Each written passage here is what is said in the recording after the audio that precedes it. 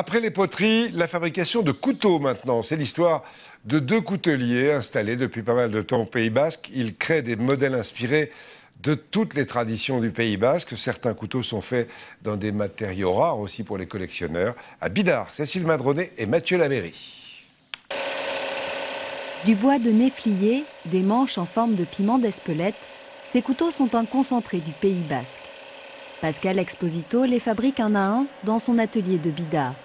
Pour ces modèles baptisés Mispira, chaque croix basque est sculptée directement sur le ressort du couteau. Chaque pièce est unique parce que tous les ressorts sont faits un par un à la lime.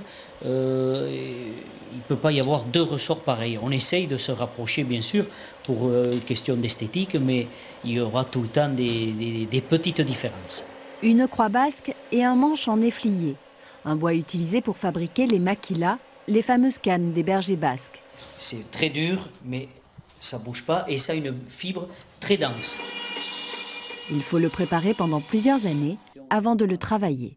Pour avoir tous ces motifs que vous avez dessus, là, il faut le scarifier au printemps, il faut le ramasser 9 mois après, au mois de novembre. Après, on le passe au four, on l'écorce, on le redresse et on le fait sécher de nombreuses années. Et vous avez tous ces motifs qui apparaissent. Installés à Bidart dans une ancienne ferme, Pascal et sa sœur Rachel ont imaginé chacun de ces couteaux.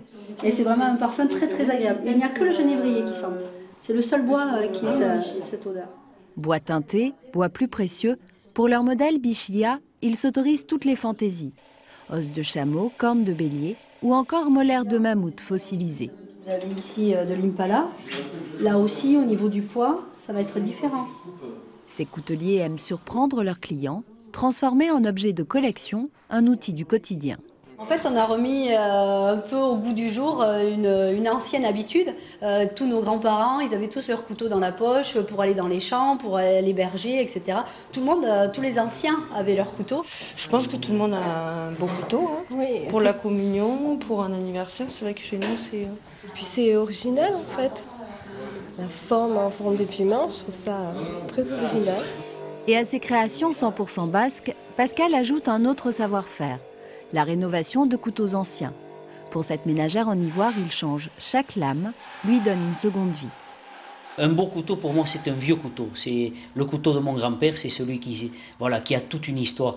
Mes couteaux seront beaux, seront très beaux, mais dans 50 ans. Et c'est là qu'il prend une histoire. Hein, et c'est l'histoire du couteau que j'aime, quoi.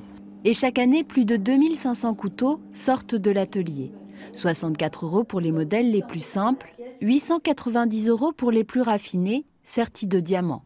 Le couteau basque devient alors un bijou. Voilà, des bijoux du Pays Basque, c'est vrai.